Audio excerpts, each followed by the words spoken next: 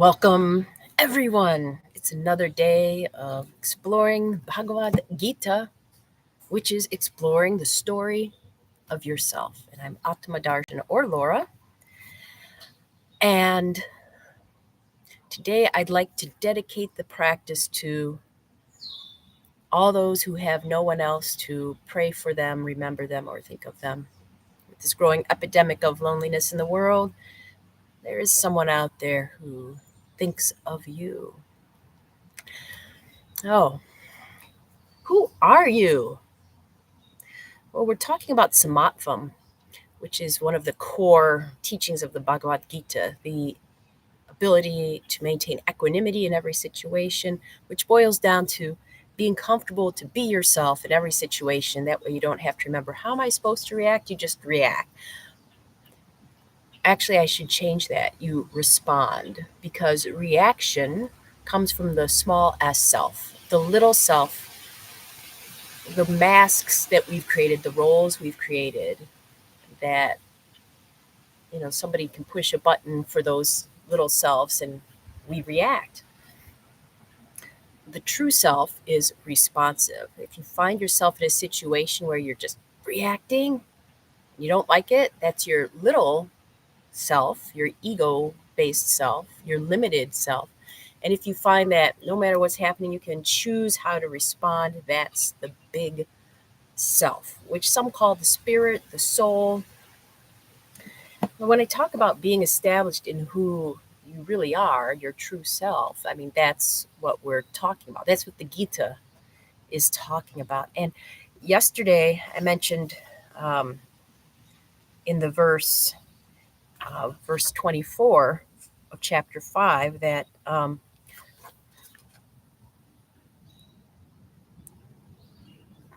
stuck. Oh, there we go. That this self is sometimes equated to Brahma Nirvana, or in a lot of yoga philosophy and a lot of other spiritual traditions, the true self within all of us is equated with something very positive, usually love, like unconditional love, or bliss, ananda. And so I mentioned yesterday this supreme bliss, this Brahma Nirvana. The One could say that's the enlightened state of what permeates the universe. See, this is why it's so hard to translate into English some of these concepts. So if you know the concepts Brahma and Nirvana, yeah, but if you're not familiar, perhaps the best way I could say it in English is pure joy. Bliss could also be a word, supreme bliss. Bliss can have a connotation of peace as well as joy. You're just think of your most blissful moments in life, when you really felt in the flow, when you felt connected, when you felt able to be yourself. That's the idea. It's hard to put words to, but the Gita tries, and that's why I think so many people follow it and write their own commentaries about it, because we're trying to put words to something that is beyond words. So today I'm chanting for you from verse 26, because this can be really helpful. A lot of times when we're on the spiritual path, we're encouraged to find this bliss, this love within. Like, don't look for it in the outer world, look for it inside. Maybe a better way to put it is, don't rely on it in the outer world, but it's there. If we feel that we have to rely on that external source of joy or bliss, then it can almost lead to an addiction in some ways. We have to get it. We have to get more. This can even happen with teachers or gurus. We feel like we need them to get the teachings, to find out who we are. And those can be valuable sources. Ultimately, we're meant to realize it's within us, but sometimes it's hard to find it within us. So if we have trouble finding it outside, it's good to look inside. But if we have trouble for whatever reason, like life has thrown us a curveball, we feel we're not worthy, the little self gets in the way, then we can look for these moments of nirvana, of bliss. outside to support us, because let's see what chapter 5 verse 26 says. To those saints who have cast off wrath and desire, whose minds are controlled, and who have realized the self, supreme bliss exists everywhere. This is one of the more challenging teachings of the Gita, but it's in so many other spiritual traditions that we don't stop at the end of our bodies, the limits of our mind, but we are part of everything. Everything is part of us. So when we're looking for the true self in us, we're actually looking for the true self that's everywhere, like my marigolds, my cat who's staring at me, the birds, the trees, the sun. So if you're finding that you feel like I don't have that supreme bliss inside, it's there. We've often been taught to cover it up, to ignore it, to suppress it, to go for the material benefits or safety, pursuits of this world. So if we've lost touch with that in ourselves for whatever reason, just start to look for it outside. Start seeing it everywhere you can. Anything in this world that causes you bliss, and I'm not talking about temporary happiness, but real bliss. Like for me, it's sitting by the water. Oh, and you may have noticed my warnings. Lake Erie is like a little inland sea, and it's been really unsafe to go out. We have rip currents here and small craft advisory, but today we can go back in the water. For me, I find bliss being around water. Where do you find it? And when you feel it connected to that outer source, notice that that's echoing a bliss within, and that it's with you all the time. Here, here, here, here, here, here, sometimes here, not all the time. Okay. So let's see if we can, where we can find our bliss this morning, where we can find our true self. Start with the balance pose, because that helps to focus the lower self, the mind.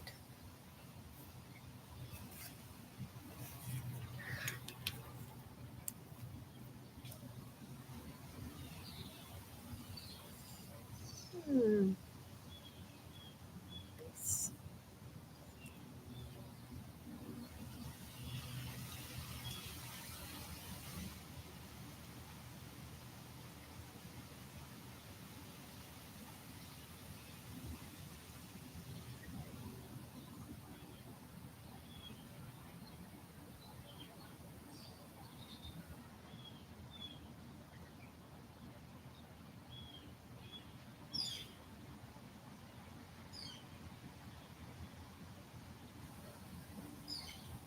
Switch.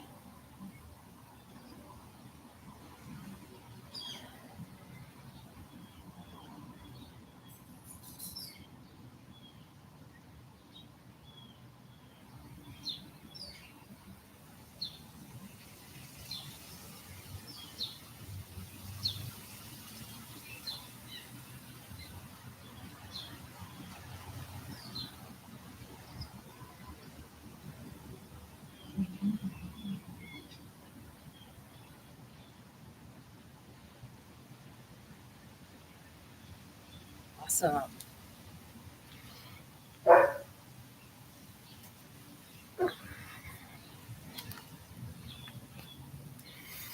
Now we have our 5 minutes of contemplation, and during that, I invite you to perhaps consider where you feel it's easiest to plug into this bliss, the state that's really you.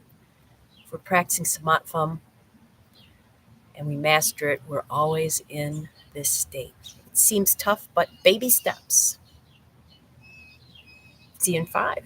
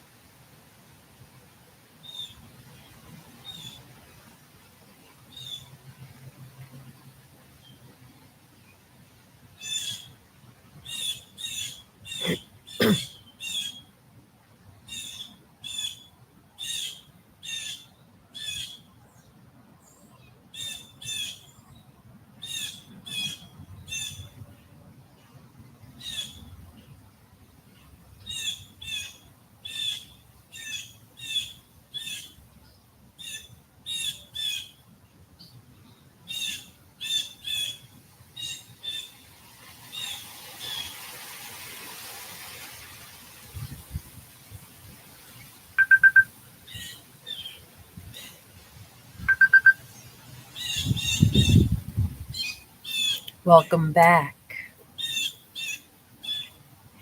If you found something that you can connect to that connects you to bliss, I'd love to hear about it in the comments. I mentioned water for me. Maybe it's the same for you. Maybe it's something else. May you find bliss today. I look forward to our time together when we meet again. Until then.